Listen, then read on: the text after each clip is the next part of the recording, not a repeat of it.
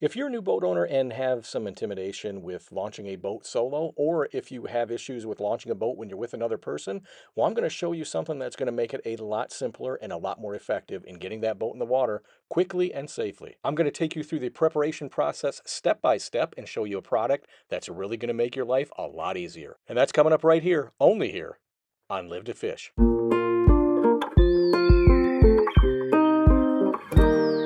Welcome back to Live to Fish, and today we are going to do the opposite of what we did last time. We took a look at getting the Bass Tracker Classic XL ready for the water. Now we're at the water, and we're going to show you what you need to do step by step to make sure you get a successful launch. First, we're going to start off with these tie-down straps. We're going to make sure those are off. We're going to double check and make sure that boat plug is in, and it is. And again, we're going to remove this strap as well.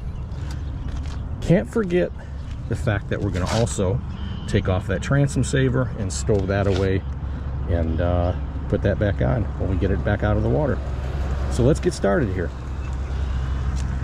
Now I know I need better straps. These things are the ones that come with the boat.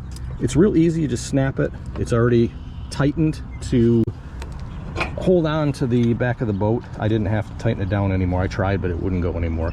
But basically you just flip them down and they lock in place. So that one's done.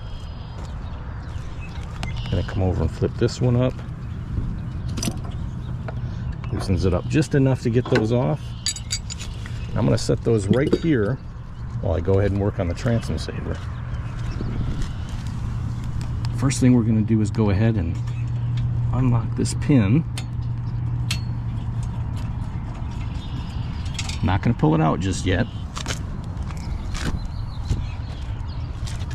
I'm going to go ahead and take the bungee cord off here. Again, that's creating counter pressure, so when you're towing it, it's pushing against that transom saver, making sure your motor doesn't bounce around. We're going to stow that right there for right now. Now we're going to lift up or trim up the motor while holding onto the transom saver. Bring it down. I'm going to rest that on the ground. I'll pull this out and we're good. Now all of this I'm going to stow in the boat along with the straps. I'm going to take the motor and trim it down just a little bit, but not too far. I want it to be up because when I back the boat in, I don't want that scraping on the ground if it's we got low water conditions here, and also the angle of the ramp. Don't want to be scraping up your motor, so you definitely want to trim it up when you're pulling it out and putting it back in.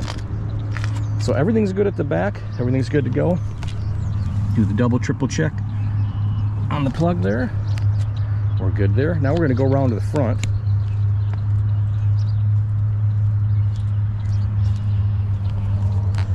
Everything's good here. I am not going to release this until we get the boat into the water.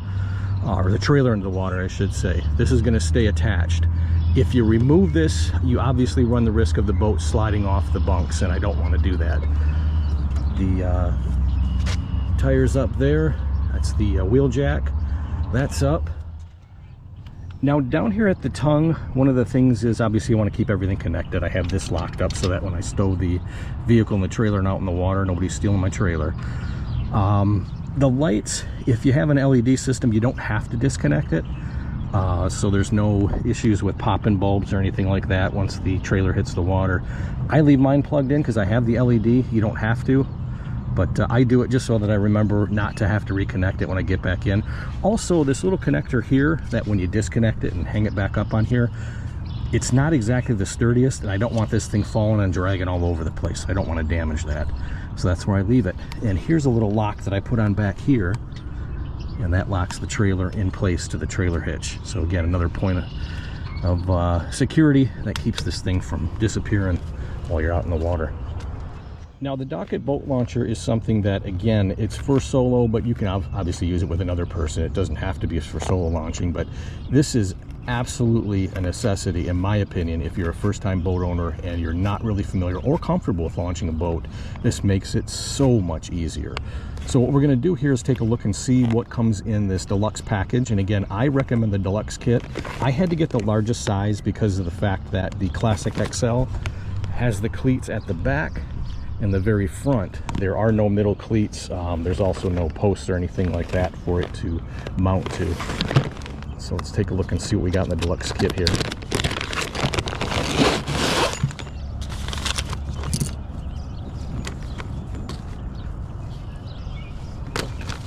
Just sort everything out here. Okay. Now, the ends with the loops here, these are your main dock lines or your main cleat lines. So what you're going to do is you're going to connect these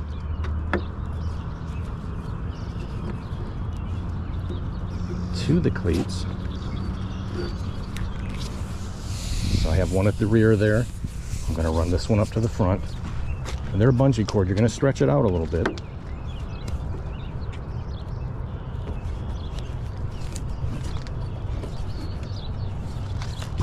And there you go. So it's basically going to just sit between those two cleats. Now this is, again, if you're going to be launching with another person, what they're going to do is, as you're bringing the boat down, they're just going to hold on to this. They're going to pull this back, and then they're going to just drop it down on the posts at the launch there. So this is fine for right now. I'm going to put this on this side. I'm going to put the other one, because again, the deluxe kit comes with two of these, which is kind of nice. I'm going to install the other one right on the other side here.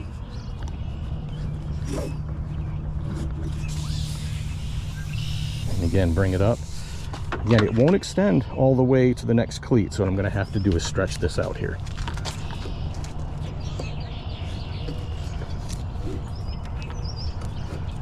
And there we go.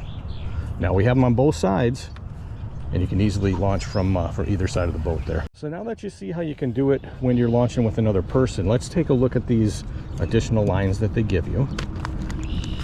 And this is for primarily if you're launching, again, solo. We're going to take a look here at the shock cord loops. These are the smaller ones, and these are the ones you're going to connect to the carabiners. Now what you're going to do is you're going to connect these to the main shock line here, but what I want to tell you is you're going to want to take the furthest one, the furthest cleat that you have, the one that's going to be the deepest in the water, and be at the furthest post away from the ramp at the back of the boat. Again, you're going to be at the furthest cleat, the one that's going to be the furthest down the ramp, the furthest post away from the ramp and the boat launch. What you're going to do is you're going to have to pull this back out of the cleat, because again, this is when you're launching with another person. We're going to bring this back through, run it through the cleat just like that. Then you're going to take this carabiner here, connect that to that loop, and then connect your other line here. Again, back to the carabiner. However you want to do this is fine. But what you're going to see is this is the line that you're going to take, and you're going to extend this out and connect that to the furthest post.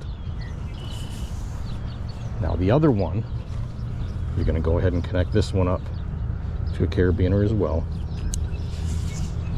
And we're going to run that to the main line here. And you're going to put it maybe about midway on your boat.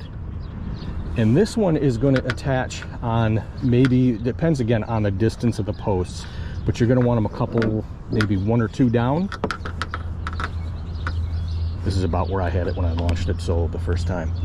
So then you're going to stretch this one out and put that around the post as well. Once you back the boat in just a little bit more, again, you're not going to have the boat floating at that point. It's going to be just kind of on the bunk still, but not floating. Once you connect these to the post, go ahead, hop back in your vehicle, pull the boat back slowly until the boat lifts up off the water, and let these do all the work. These are going to basically be bungees that are pulling the boat off the bunks, and it'll slowly pull the boat away from your trailer and into the dock, but it's not going to slam it by any means. It is a very slow process. These things don't rubber band back really quick. this thing will just kind of drag it up and put it right by the dock. But I'm going to reconnect this back cleat here for the 2-person launch instructions. And again, this is going to stretch out. I'm waiting for Rich from Owl's Nest Outdoors to get here. He's going to basically hold on to this line as I bring it down. He's going to pull it out, and as it gets up next to the posts on the dock, he's going to go ahead and slip it around there and lock it in and keep it safe so we can load up. All right, so I stow my tow ropes, my back tow straps back there underneath the driver's seat. I'm going to take the transom saver and I'm going to stow it right in here.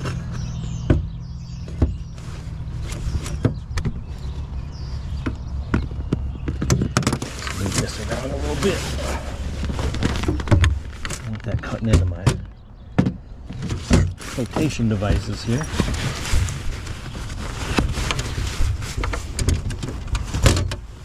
All right.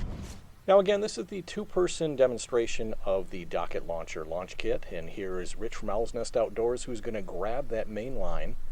He's going to pull it out as I pull the boat back into the water, and he's going to run it over to one of the dock posts and put it around and secure it. But before he secures it on the post, I have to make sure that I take that winch line and make sure that that's disconnected from the trailer.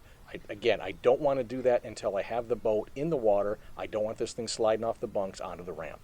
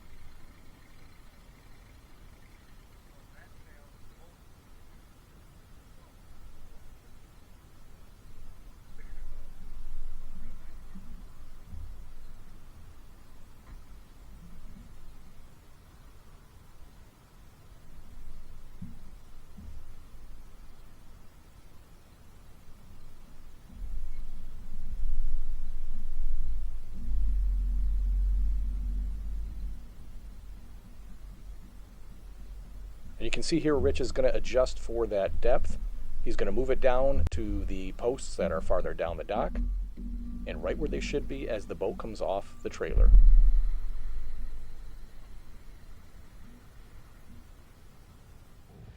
All right, we're out here with Rich from Owl's Nest Outdoors. We got it connected with the Dock-It Launcher and we're ready to go. So as you can see, whether you're launching solo or with another person, it does not have to be intimidating. It can be a breeze, and especially with the Dock-It Launcher kit. And again, we're going to leave those main shock lines attached to the boat while we're out, and when we come back in, we have one on either side. And again, that's the benefit of having the Deluxe kit. Once again, if you're not subscribed, make sure you hit that subscribe button, smash that like, and don't forget to leave me a comment down below. And until next time, be safe, be well, and as always, live to fish. Tight lines, everybody.